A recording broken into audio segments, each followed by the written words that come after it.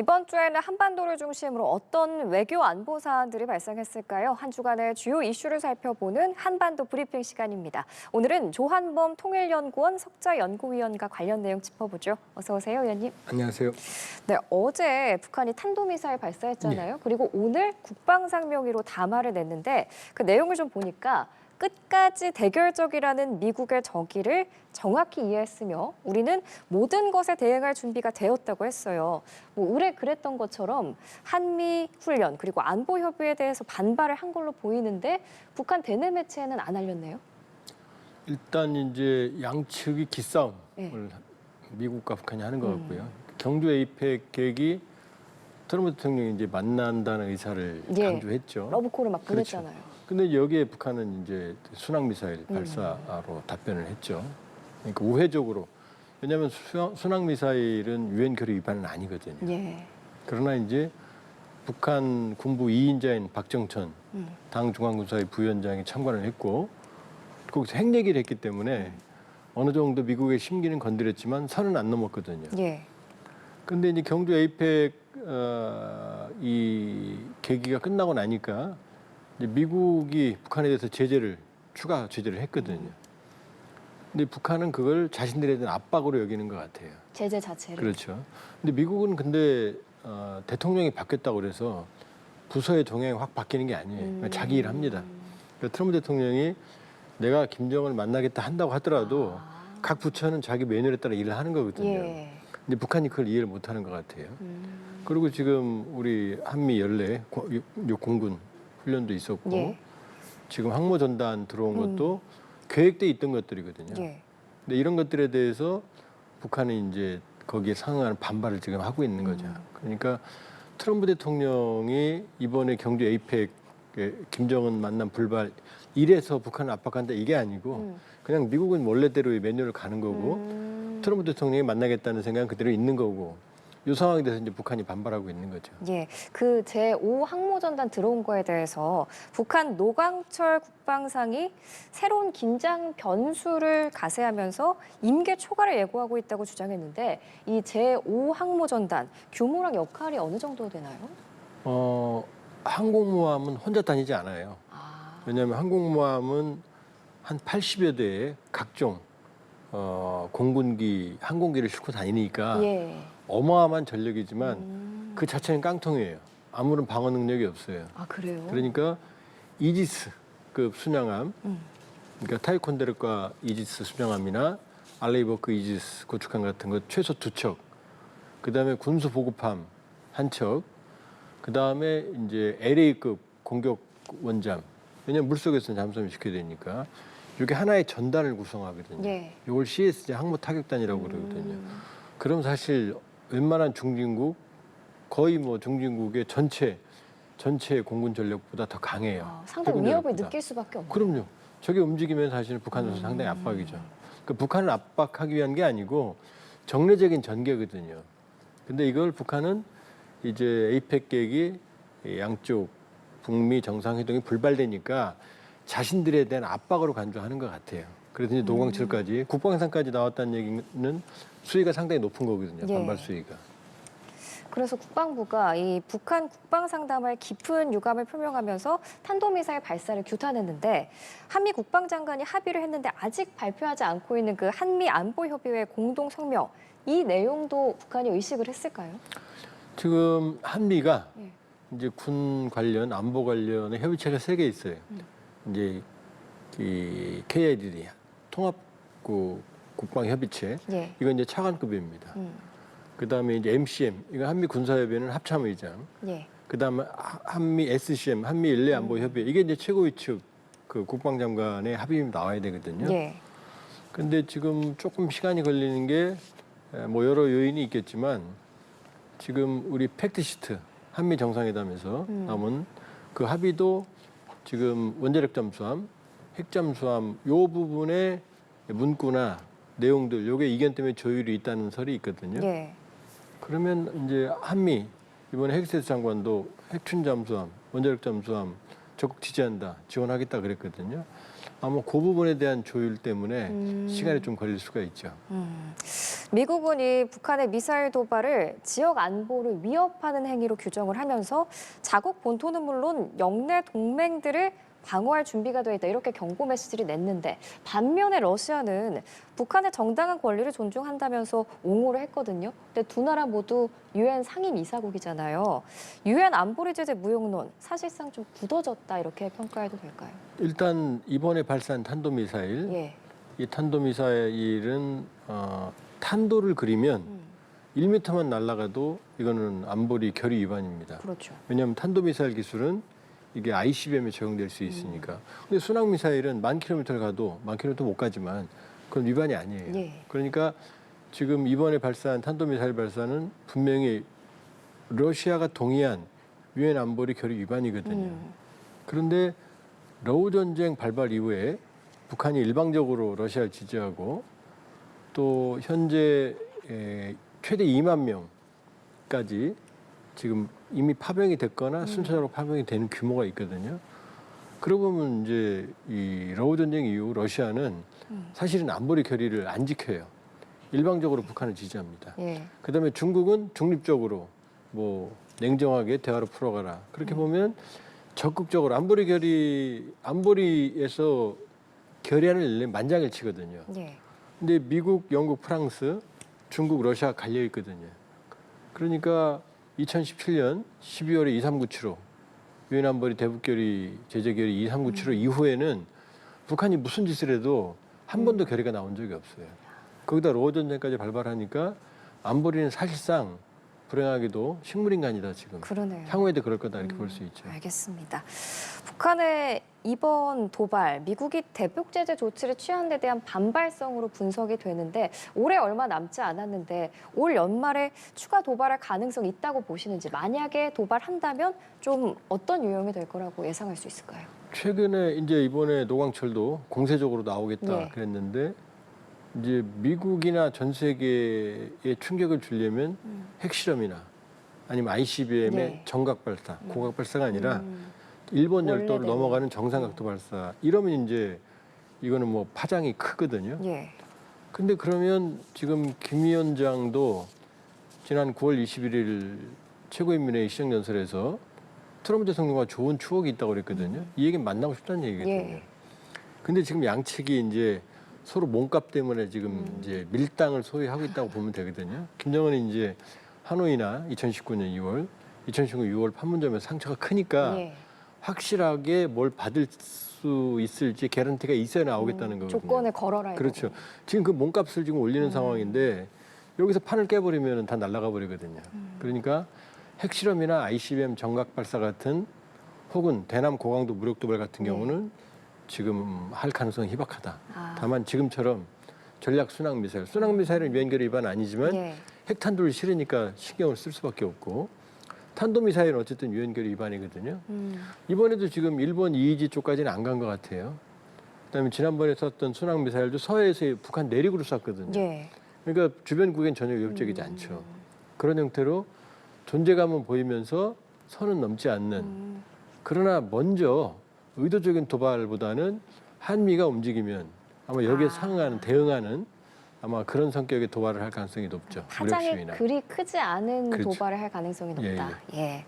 그리고 이 북한의 탄도미사일 도발이 지난달 22일 이후 16일 만이었고 이재명 정부 들어서는 두 번째였는데 일본은 이 사거리를 450km라고 봤고 우리 합참은 비행거리를 700km라고 봤더라고요. 이거 왜 차이가 꽤 나네요? 그건 우리 합참 말 믿으면 됩니다. 왜냐하면 제가 합참 정책자문위원인데 예, 더 정확하군요. 그래서 합참을 지지하는 그런 것보다는 지구 공면 효과가 있어서 예. 레이더는 직선이잖아요. 그러니까 멀리 떨어져 있으면 근거리에서 측정하는 것보다 이 사거리 측정이 어려워요. 근데 우리는 바로 동해에 이지스함이 떠 있고 그린파인 레이더가 있고 또 조기 경보 통제. 그러니까 북한이 미사일을 쏘면 예. 우리는 세 개의 탐지 이 수단이 있거든요. 동해에 있는 이지스함, 그 다음에 육상에서는 그린파인 레이더, 그 다음에 공중에서는 이제 조기 경보 통제기. 그러니까 우리가 훨씬 가깝고 공면 효과의 이 부정확성을 해결할 수가 있고 그리고 우리는 그 3차원에서 지금 측정을 하니까 예. 일본하고 비교하면 우리 합참이 좀 섭섭해하죠.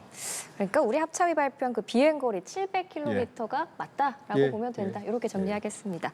이런 가운데 미국에서 좀 주목할 만한 전망이 나왔어요. 국무부 북한 담당관을 지낸 조엘 위트 연구원이 미국의 대북 외교 정책 실패 사례를 지적하면서 이런 말을 한 건데 만약에 김정은이 주한미군 철수를 요구한다면 트럼프 대통령이 진짜 관심을 가질 수도 있다. 이런 얘기를 했거든요. 이 얘기는 어떻게 들으셨어요? 근데 지금 뭐 지난번에도 그 미국의 북한 전문가가 에이펙 기간 중에 뭐 베이징에서 김정은 트럼프가 만날 수도 있다. 뭐 그런 얘기.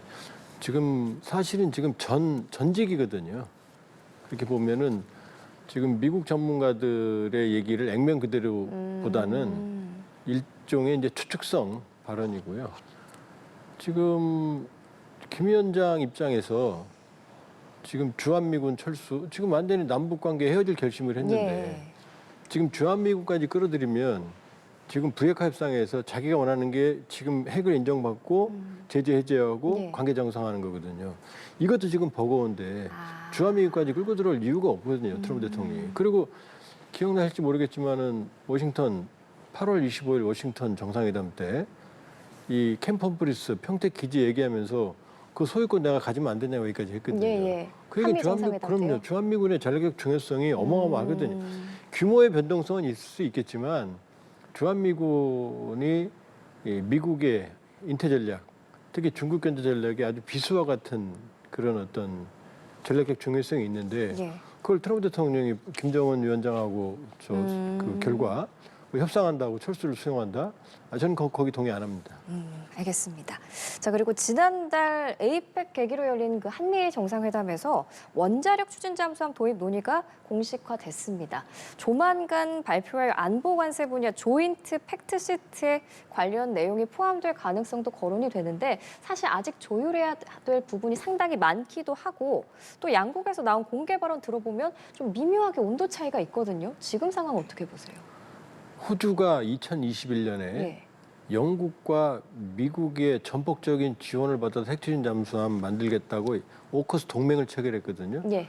지금까지 삽도 못 두고 있어요. 그 핵추진 잠수함 그렇게 어려운 거예요. 그러니까 확실한 건 트럼프 대통령이 핵추진 잠수함 추진 승인했고 헤그세스가 와서 장관이 와서 다시 확인했거든요. 예. 그건 확실한 거예요. 예. 근데 이제 그 악마는 디테일에 숨어 있다고. 세부 사항들. 그렇죠. 여러 가지 이제 세부적인 걸 조율하려면 시간이 많이 걸리고 이번에 네. 팩트시트에 들어가도 그 뒤로 산 넘어 산이거든요. 그러니까 이건 정상적인 거다. 이미 2번이나 미국 측에서 이미 그 확고하게 입장을 지지했는데 그 부분은 의심할 필요가 없다. 그리고 또 하나는 지금 중국이 푸젠함이라고 8만 톤급 예. 편갑한 미국만 할 수 있는 전자식 캐터필트 항공기를 이륙시키는 장치까지 예. 미국의 두 번째 항공모함까지 지금 취역시켰거든요. 그러니까 미국이 인도 태평양 전략에서 해군력에서 점점 밀리고 있어요. 그러면 사실은 우리 핵추진 잠수함 이재명 대통령이 발언 이번에 그렇게 했잖아요. 중국 쪽에서 내려온 잠수함 예. 그 얘기 표현을 의도적으로 한 거예요. 우리가 핵추진 잠수함을 가지게 되면 미국의 부담이 덜어지거든요. 그런데 다만 이제 그 부분은 확실히 했다. 이해가 됐다. 그러나 이걸 어떻게 하느냐. 어떤 형식으로 하느냐, 어떤 절차로 하느냐, 이 부분에는 수없이 많은 디테일 악마들이 숨어 있기 때문에 그 부분을 조정하는 거다. 그래서 뭐 지금 뭐 너무 섣부른 기대도 또 섣부른 또 좌절이나 실망도 할 필요가 없다. 정상적인 과정이다 이렇게 볼 수가 있어요. 그 말씀 주신 것처럼 트럼프 대통령이 이 원잠 개발을 허용한 배경이 우리가 중국을 견제하는 데 나서주기를 그런 바라는 마음도 있을 것 같은데 악마는 디테일에 있다고 해주셨잖아요. 지금 그 디테일, 우리한테 최대 이익을 끌어내기 위해서는 어떤 것들을 좀 협의해야 될까요? 일단 이제 제일 큰 문제가 필리 조선소 미국에서 건조하라. 근데 우리는 국내에서 건조하고 그렇죠. 원자로도 국내에서 하고 다 기술이 되거든요. 그러니까 우리가 미국이 기술 안 주면 어떡하지 그런 우려가 있는데 핵추진 잠수함 기술 받을 거 없습니다. 우리 스스로 우리 할 수 선체 있는 우리가 거예요. 만들고 원자로도 우리가 만들어요. 아. 필요한 건 농축 우라늄인데 우리가 한미 원자력 협정 또 IAEA 국제 원자력 기구 NPT 이런 거에 의해서 우리 스스로 농축하거나 아니면 농축 우라늄을 군용으로 전환하는 거 지금 금지돼 있거든요. 예. 그걸 풀어달라는 거거든요. 첫 번째. 그러니까 농축 우라늄 받으려면 그 협의를 바꿔야 되는 거예요? 그렇죠. 바꿔야죠. 한미 원자력 협정도 바꿔야 되고.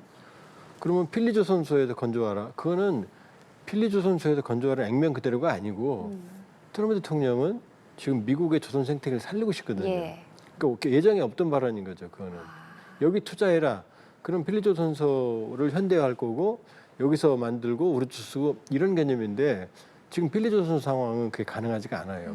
그러니까 이상적인 건 우리가 건조하고 미국이 연료 공급하거나 아니면 우리한테 농축 권한이나 제철 권한을 주거나 하고 지금 필리조선소나 1,500달러 투자하기로 한 걸로 미국 조선업 생태계를 살리는 것 아마 이쪽으로 합의가 될 가능성이 높아요. 예, 원전 개발 앞으로 어떻게 이루어질지 좀 지켜보도록 하고요. 마지막으로 북한에서 인기 있는 영화 얘기도 해보겠습니다. 개봉은 지난해 했더라고요. 제목이 72시간인데 이 제목 또한 김정은 위원장이 직접 정했다고 해요. 내용이 이 72시간이 북한이 6.25 남침 당시에 서울을 점령하는 데 걸린 시간이라고 하는데 이게 북한 영화에서는 좀 보기 어려운 뭐 특수 효과도 있고 뭐 애정씬도 담겼다고 하는데 이게 장마당 세대를 고려한 그런 영화인가요? 아주 파격적이죠. 아, 파격적이에요? 이제 북한 말로는 72시간이라고 그래요. 우리는 72시간 그러는데 72시간이라고 정확히는 72시간. 보면은 북한 영화 중에서 뽀뽀하는 장면이 안 나오거든요. 예. 이 나옵니다. 아, 이 영화에서 나오는군요. 이마긴 하지만 그다음에 이제 여인이 목욕할 때 예. 비치면서 이렇게 반나신도 나오고요. 오. 그 침대에 누워 있는 장면. 그건 북한에서는 만일에 일반인이 그런 영화 만들었으면 숙청입니다. 그 근데 정도예요? 그 도입부의 아나운서가 예. 이 영화는 종자는 자본금도 예. 투자비도 김정은이 했다. 오. 각본도 김정은이 있었다. 심지어 김정은이 연기 지도까지 합니다. 실제로 했을까요? 그렇죠. 그거 나옵니다. 기록영에 오. 나와요. 그러니까 저 영화는 김정은의 모든 게 들어가 있는, 김 위원장의 모든 게 들어가 있는 영화거든요. 근데 과거에는 볼 수 없던 영화거든요. 그러니까 누가 보면은 우리가 만든 영화처럼 보여요, 사실은. 약간 좀 촌스럽죠, 우리 기준에는. 아주 파격적이다. 그러면 사실은 지금 북한의 딜레마가 뭐냐면 장마당 세대들을 한류에서 떼놔야 되는데 북한 영화는 지루하거든요. 안 그러니까 보니까. 그렇죠. 그러니까 아주 파격적인 연출과 파격적인 스토리를 전개를 시켜서 이제 장마당 세대에 관심을 끌으려고 했던 것 같은데 예. 우리한테는 뭐 거의 비교가 안 될 정도로 사실은 우리가 보면 재미가 없죠. 근데 실제로 장마당 세대는 이 영화가 인기가 있대요? 그거 많이 봤다고 그럽니다. 왜냐하면 기존 영화하고는 차원이 다르니까요. 그렇구나. 한류는 숨어서 봤는데 뭐 남녀의 애정 행각도 아주 적나라하고 오. 나오는 스토리가 사실은 이 우리 한류 영화에서 나오는 예. 영화 거의 스토리가 똑같아요. 오. 그러니까 아주 파격적인데 중요한 건 그걸 김 위원장이 연출, 각본, 투자까지 다 했다는 연기 지도까지예요. 그럼 앞으로도 좀 이런 류의 영화가 많이 나오겠네요. 많이 나오는데 이제 북한의 재정으로는 적어도 몇 년 걸린 거거든요. 그렇네요. 마음에 안 들어서 김 위원장이 몇 번 또 고쳤어요. 한 번 나온 거 버리고 또 찍고 또 찍고 북한 재정으로는 감당하기가 어렵죠. 알겠습니다. 오늘 한반도 브리핑 조한범 통일연구원 석자 연구위원과 함께했습니다. 말씀 잘 들었습니다.